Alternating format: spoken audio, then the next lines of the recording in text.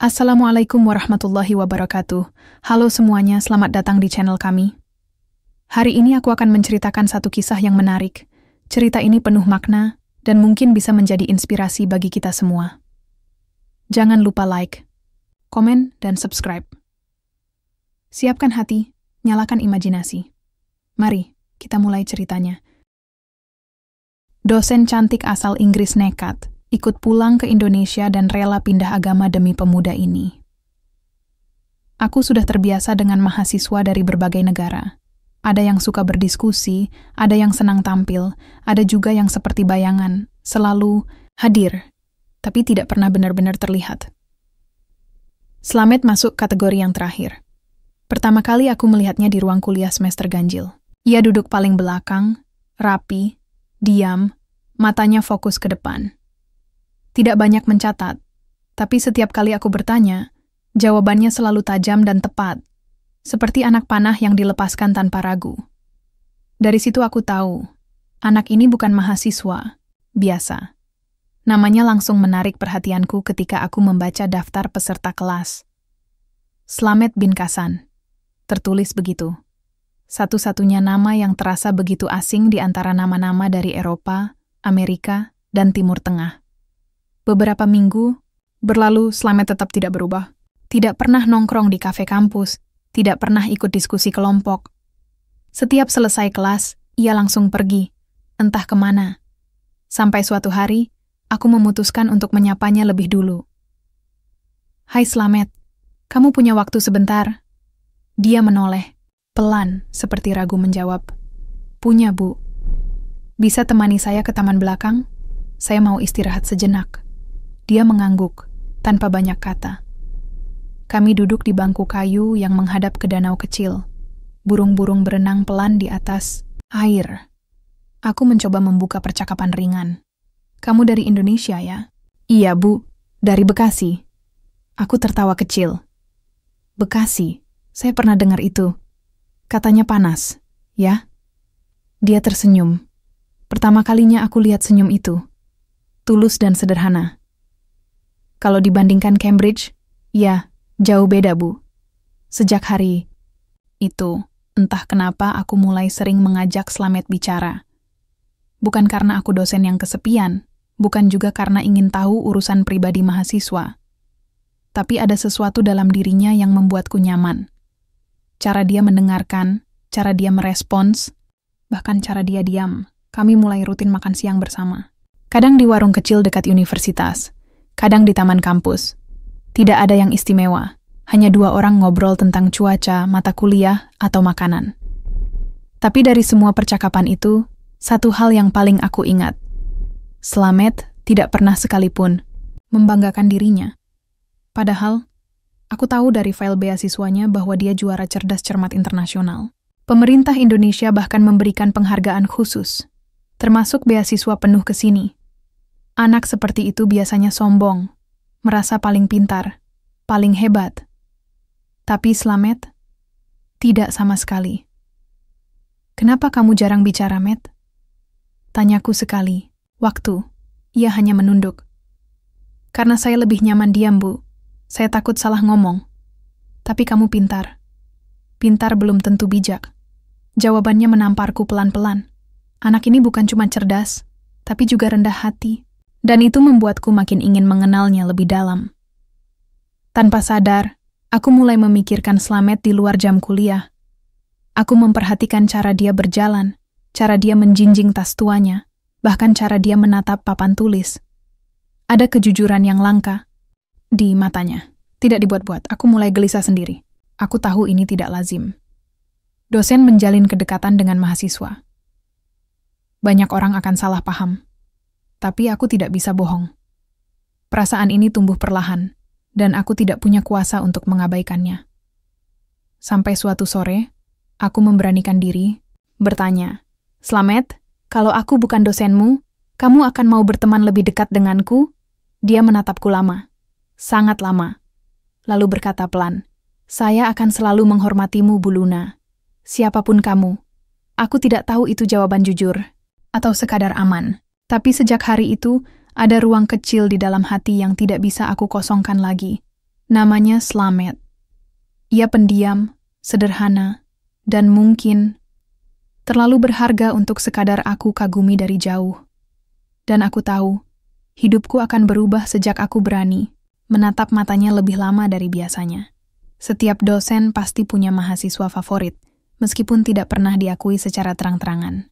Dalam diam, pasti ada 1 atau 2 mahasiswa yang membuat mereka menantikan pertemuan berikutnya. Dan bagiku, itu adalah Slamet. Aku mulai menunggu kehadirannya di kelas. Bahkan saat dia hanya mengangguk pelan sebagai tanda hadir, hatiku merasa sedikit lega. Aneh, ya? Bagaimana seseorang yang begitu pendiam bisa mengisi ruang kosong dalam hari-hariku? Aku mulai cari tahu lebih banyak soal dia. Bukan dengan bertanya langsung, tapi lewat obrolan dengan staf kampus, penanggung jawab beasiswa, bahkan petugas perpustakaan. Anak itu sering kesini, ya? Tanyaku suatu sore. Sering banget, Bu, jawab penjaga perpustakaan. Dia suka duduk di pojok, baca buku ekonomi, agama, kadang sejarah juga. Agama? Iya. Dia pernah pinjam buku soal perbandingan agama dunia. Aku diam. Rasa penasaranku makin besar. Suatu siang, kami duduk di warung kecil dekat halte. Warung itu bukan tempat favorit mahasiswa asing. Sempit, pengap, tapi justru disitulah Slamet merasa nyaman. Aku ikut saja. 1 piring nasi goreng dan 2 gelas teh panas jadi teman ngobrol kami. Kamu selalu makan di sini? Tanyaku membuka percakapan. Murah dan porsinya banyak, katanya santai. Lagi pula yang jualan orang Indonesia. Aku tersenyum. Kamu kangen rumah? Slamet mengunyah pelan. Setiap hari, aku menatapnya. Kenapa kamu nggak cerita banyak soal keluargamu? Dia menoleh, lalu berkata pelan. Karena nggak semua hal layak diceritakan ke orang lain, Bu. Jawaban itu bikin aku diam. Ada, sesuatu dalam nada suaranya. Sesuatu yang belum tuntas. Mungkin luka. Mungkin kerinduan. Hari-hari berlalu. Kami makin sering menghabiskan waktu bersama, meski tidak pernah ada status apa-apa. Aku tahu risikonya. Mahasiswa lain bisa salah sangka. Kampus bisa menegur. Tapi aku juga tahu satu hal. Aku mulai jatuh cinta. Bukan karena wajahnya. Bukan juga karena prestasinya. Tapi karena hatinya. Slamet pernah bilang, kalau kita hidup terlalu sibuk membuktikan diri, kita bisa lupa caranya bersyukur. Kata-kata itu terus terngiang. Aku, yang dari kecil dididik dengan disiplin tinggi, kerja keras, dan ambisi, merasa seperti dipeluk dengan kalimat sederhana itu. Suatu malam, aku duduk di ruang dosen. Aku buka berkas tugas Slamet. Nilainya selalu tinggi. Tapi kali ini, bukan nilai yang menarik perhatianku. Di halaman terakhir makalahnya, dia menulis catatan tangan. Terima kasih, Bu Luna. Anda bukan cuma dosen, tapi satu-satunya orang di sini yang menganggap saya manusia, bukan sekadar mahasiswa pintar dari negara dunia ketiga. Aku tertegun. Kalimat itu menghantam seperti petir di tengah cuaca cerah. Tak ada yang tahu betapa kerasnya perjuangan mahasiswa dari negara berkembang untuk bisa diterima di sini. Bukan cuma soal akademik, tapi juga pandangan orang-orang. Slamet menyimpan semua itu sendiri. Tak pernah mengeluh, tak pernah meminta perhatian. Ia menanggung semuanya dalam diam. Malam itu juga, aku sadar satu hal. Aku tak bisa lagi menyembunyikan perasaanku. Ini bukan sekadar simpati atau kagum. Ini lebih dari itu.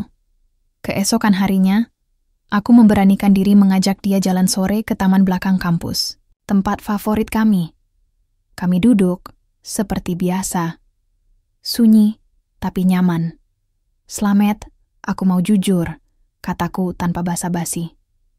Dia menoleh, menunggu. Aku sayang kamu. Dia diam. Lama. Aku bahkan sempat mengira dia tidak akan menjawab. Tapi akhirnya, dia berkata, "Saya tahu, Bu. Saya juga punya rasa yang sama. Tapi saya tidak pernah berani bilang. Kenapa? Karena kamu dosen saya. Karena kamu orang Inggris. karena saya cuma anak kampung dari Bekasi. Aku memegang tangannya. Dan aku cuma wanita yang jatuh cinta, bukan dosen, bukan orang Inggris. Kita manusia, Matt. Dan kita sama.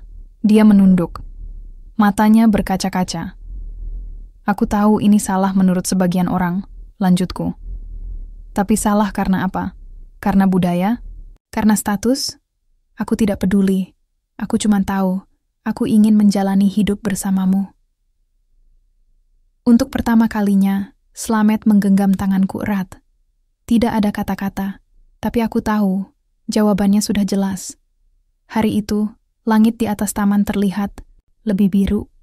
Bukan karena cuaca, tapi karena untuk pertama kalinya aku merasa ini bukan lagi tentang keberanian mencintai. Ini tentang keberanian melawan semua ketakutan. Aku, Luna Williams, dosen kampus ternama di Inggris, jatuh cinta pada mahasiswa beasiswa dari Bekasi yang tidak pernah menyombongkan dirinya, dan aku siap menanggung segala akibatnya. Hari kelulusan tiba lebih cepat dari yang kubayangkan. Rasanya, baru kemarin aku mengenal Slamet sebagai mahasiswa pendiam yang jarang bicara. Sekarang dia berdiri gagah di atas panggung, menerima ijazah dengan senyum yang tak pernah kutemui di awal semester. Aku duduk di deretan dosen, ikut bertepuk tangan seperti yang lain, tapi tepuk tanganku tidak hangat. Hati ini dingin. Ada yang mengendap di dalam dada, dan aku tahu pasti itu bukan perasaan bangga. Itu ketakutan. Setelah upacara, aku menunggunya di luar aula. Slamet datang dengan tas kecil di punggungnya. Bukan koper. Bukan koper besar seperti mahasiswa lain yang akan langsung liburan atau pulang kampung. Cuma tas ransel hitam sederhana. Aku berangkat sore ini, katanya sambil menunduk. Sudah pasti? Tanyaku, walau aku tahu jawabannya.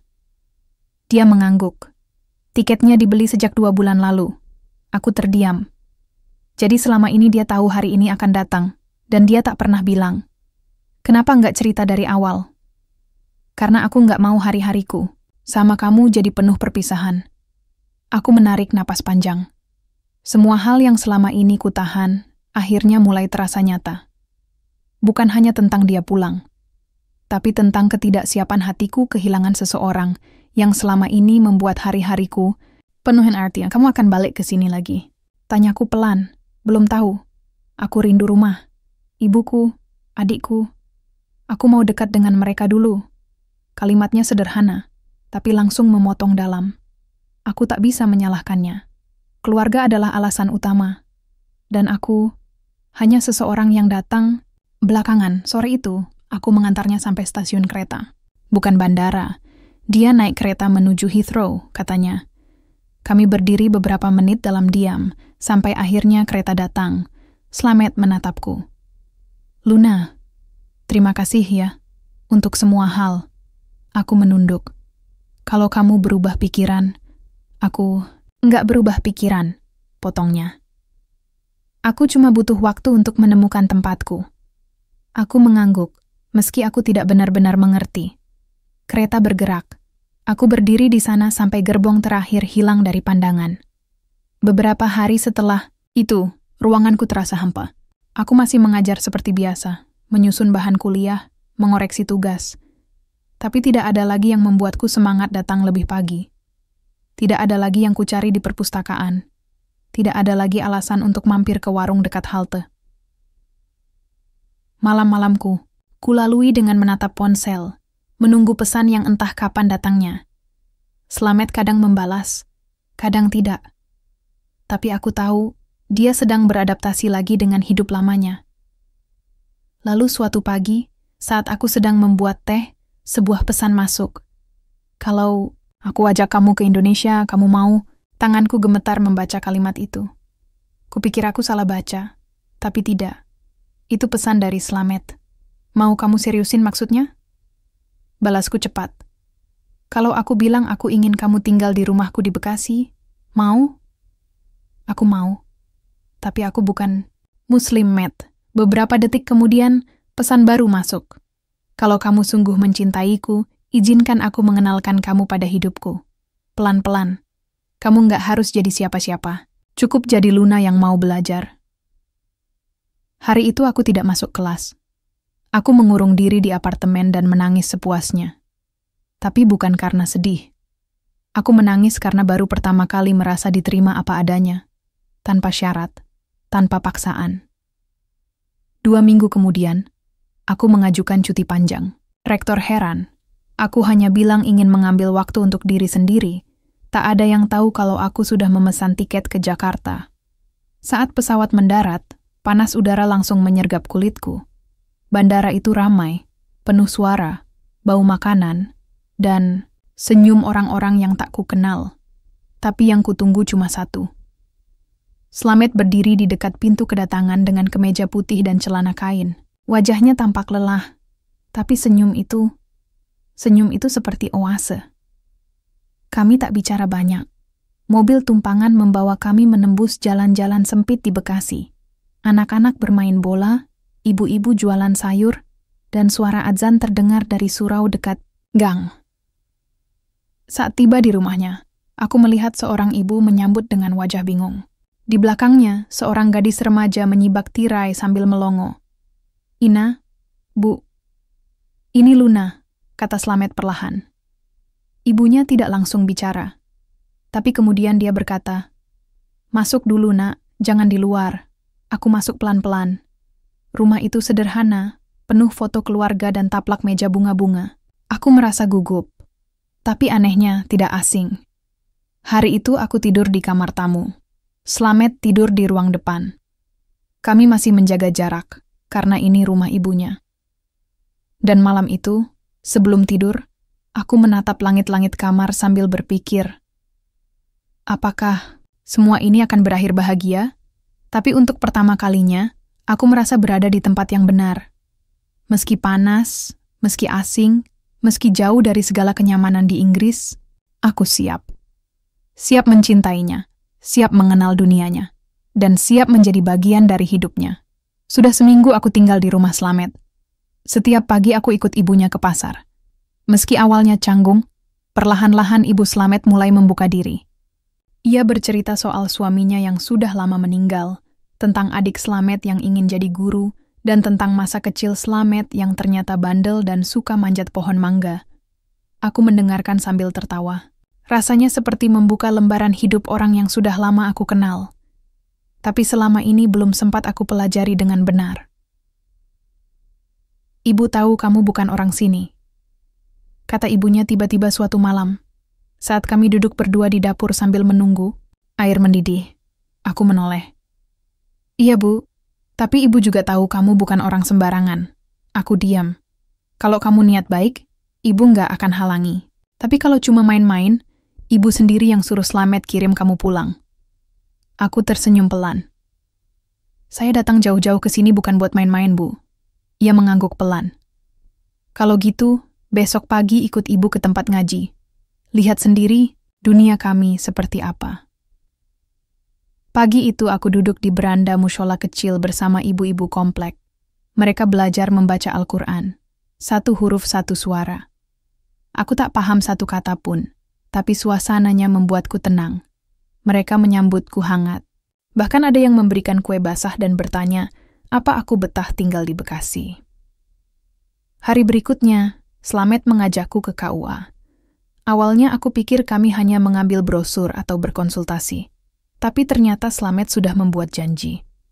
"Kalau kamu sudah yakin kita langsung daftar," katanya pelan. Petugas KUA menyambut kami dengan senyum ramah. Slamet menunjukkan fotokopi KTP, pas foto, dan dokumen lainnya. Aku hanya diam, mengikuti langkahnya. Di meja itu, aku merasa seperti anak kecil yang sedang dituntun menuju keputusan besar. Tapi aku tidak takut. "Luna," kata Slamet waktu kami duduk di taman belakang KUA. "Aku tahu ini nggak mudah. Tapi aku juga tahu kamu bukan tipe orang yang setengah-setengah." Aku menatapnya. "Aku belum tahu semuanya, Matt. Tapi aku tahu satu hal. Aku nggak mau kehilangan kamu." Ia menggenggam tanganku. "Kamu yakin ingin masuk ke agamaku?" Aku mengangguk. "Dengan belajar, bukan karena paksaan, tapi karena aku ingin jadi bagian dari hidupmu, sepenuhnya." Hari itu kami mendaftar. 2 minggu kemudian, tepat hari Sabtu pagi, Kami menikah di KUA. Sederhana sekali. Tidak ada gaun putih, tidak ada pesta mewah, hanya aku, Slamet, ibunya, adik Slamet, 2 tetangga yang jadi saksi, dan penghulu. Aku mengenakan gamis sederhana yang dibelikan ibunya. Warnanya biru muda. Wajah Slamet tampak gugup, tapi senyumnya tidak pernah lepas. Saat penghulu menuntunnya mengucap akad nikah, aku nyaris tak bisa menahan air mata. Bahkan ketika aku resmi menjadi istrinya, aku masih merasa seperti mimpi. Setelah selesai, Ibu Slamet memelukku. Sekarang kamu anak ibu juga. Aku menangis di pelukannya. Bukan karena sedih, tapi karena akhirnya aku merasa dimiliki. Malamnya kami pulang ke rumah kecil itu. Slamet membawakan roti bakar dan teh hangat ke kamar. Tidak ada kado. Tidak ada kejutan.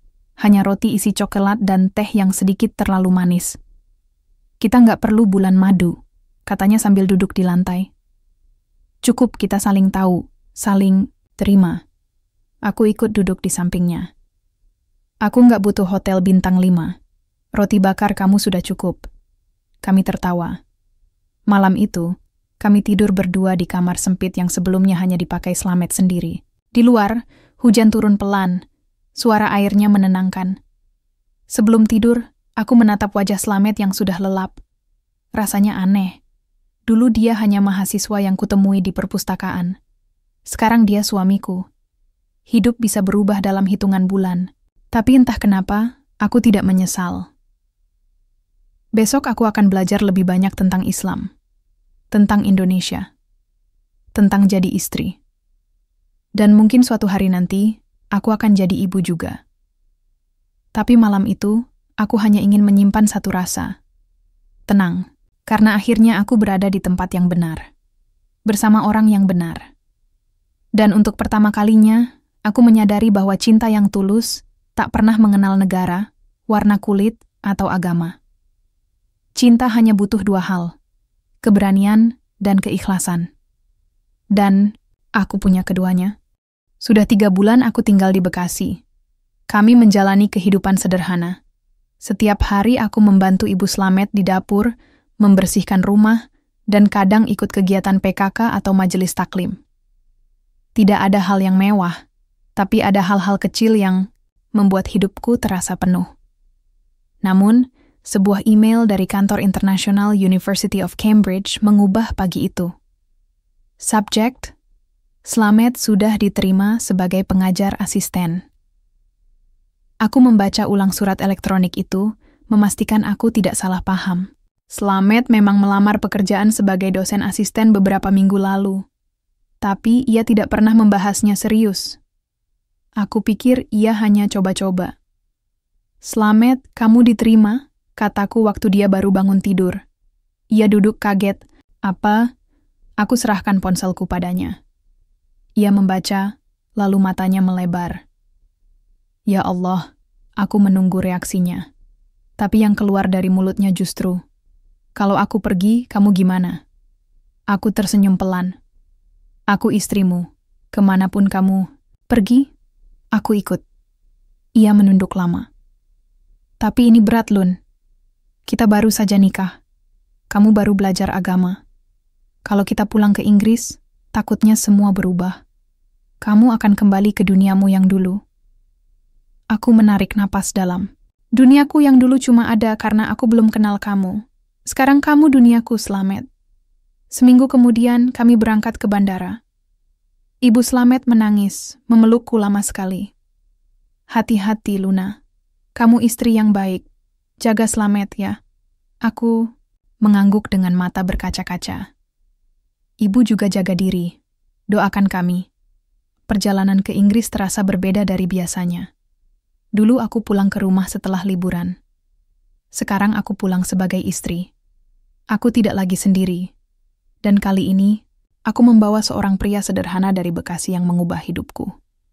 Sampai di London, udara dingin langsung menyambut kami. Slamet menggenggam tanganku erat. Aku belum siap hadapi orang-orang sini, Lun. Aku di sini. Kita hadapi sama-sama, jawabku. Kami naik taksi ke apartemenku di daerah Cambridge. Sudah lama kosong, tapi kondisinya masih rapi. Slamet masuk, pelan-pelan, Seperti tak percaya dia kembali ke kota yang dulu, hanya ia lihat dari jendela perpustakaan. Ini rumah kita sekarang, kataku. Ia mengangguk. Rumah kita. Bukan rumahmu lagi. Hari-hari di Inggris terasa lebih cepat. Slamet mulai mengajar sebagai dosen asisten. Ia masih canggung saat menyapa mahasiswa. Bahasa Inggrisnya sudah lancar, tapi aksennya masih kental. Tapi aku tahu, mereka menyukainya. Slamet berbeda dari dosen lain. Dia sabar, tulus, dan tidak pernah meremehkan pertanyaan bodoh. Di ruang dosen, beberapa teman lama mulai bertanya, "Kamu serius nikah sama mahasiswa kamu?" Aku hanya tersenyum. Dia bukan mahasiswa lagi, tapi dia dari Bekasi, ya? Aku hanya menjawab, dia dari bumi sama seperti kita. Aku tahu mereka menilai. Mungkin dalam hati mereka menganggapku nekat. Dosen perempuan lulusan Cambridge, menikah dengan pria kampung dari Asia Tenggara. Tapi aku tidak peduli. Penilaian mereka tidak mengubah kenyataan bahwa aku bahagia. Setiap malam Slamet mengajarkan aku membaca Al-Quran. Kadang aku salah baca, dan dia tertawa pelan. Tapi tidak pernah mengejek. Ia membetulkan dengan sabar. "Bacaan kamu sudah lebih bagus dari bulan lalu," katanya sambil menyiapkan teh. Aku tersenyum. Karena gurunya sabar banget. Slamet ikut tersenyum, lalu duduk di lantai. "Kamu tahu, aku pernah bermimpi jadi guru, tapi nggak pernah nyangka bisa ngajar di sini. Dan sekarang kamu di sini," jawabku. "Itu semua karena kerja keras kamu sendiri. Kami tidak punya banyak uang. Gaji Slamet tidak besar, tapi kami cukup." Dan aku mulai sadar, definisi cukup itu bukan soal jumlah, tapi soal rasa. Suatu malam, kami duduk di balkon. Langit Inggris gelap, tak ada bintang. "Aku pernah minder jadi orang kampung," kata Slamet tiba-tiba. "Apalagi waktu pertama kali ke sini." Aku memandangnya. "Tapi sejak kamu datang ke hidupku, aku belajar satu hal. Nggak usah malu jadi diri sendiri. Orang bisa punya gelar, bisa punya jabatan, tapi kalau hatinya sombong, dia tetap bukan siapa-siapa." Aku terdiam. Kata-kata Slamet masuk ke hatiku. Dalam. "Makasih udah nerima aku, Lun." Aku genggam tangannya. "Justru aku yang harus terima kasih. Kamu ajarkan aku cara hidup yang lebih nyata." Kami duduk dalam diam. Tapi rasanya seperti sedang bicara banyak hal. Aku tidak tahu apa yang akan terjadi esok hari. Tapi malam itu, aku yakin satu hal. Allah selalu punya rencana yang lebih indah daripada yang kita bayangkan. Tahun pertama pernikahan kami berlalu seperti air yang tenang. Tidak selalu manis, tapi jujur dan apa adanya. Aku kembali mengajar. Penuh di kampus. Begitu juga Slamet. Kami punya rutinitas sederhana. Bangun pagi, sarapan bersama, bekerja, pulang, lalu membaca bersama. Entah itu Al-Quran, jurnal kampus, atau sekadar buku motivasi. Di kampus, nama Slamet mulai diperbincangkan. Mahasiswa suka gaya mengajarnya. Ia sabar, tidak pernah menggurui, dan punya cara yang unik dalam menjelaskan hal-hal rumit. Suatu hari, dekan fakultas bahkan memuji langsung di depan rapat dosen. "Mr. Slamet, mahasiswa banyak yang bilang Anda adalah alasan mereka bisa paham statistik," katanya sambil tertawa kecil. Slamet tersenyum kaku. Masih saja kikuk kalau dipuji. Tapi aku tahu dalam hati dia bangga. Dia pantas dapat itu. Suatu sore, saat kami duduk di taman kampus, aku menatapnya lama. Pria yang dulu hanya duduk sendiri di pojok perpustakaan, kini jadi dosen yang dihormati. Pria yang dulu tak banyak bicara, kini menjadi tempat bertanya banyak orang. Dan aku merasa beruntung bisa jadi bagian dari hidupnya. "Kalau bisa balik ke masa lalu, kamu bakal ubah sesuatu nggak?" tanyaku. Ia menggeleng pelan. "Enggak. Semua sudah pas. Kalau satu hal aja beda, mungkin kita nggak akan duduk bareng kayak sekarang." Aku mengangguk. Kadang hidup memang seperti itu. Tidak perlu sempurna, cukup tepat pada waktunya. Kami mulai menabung sedikit demi sedikit.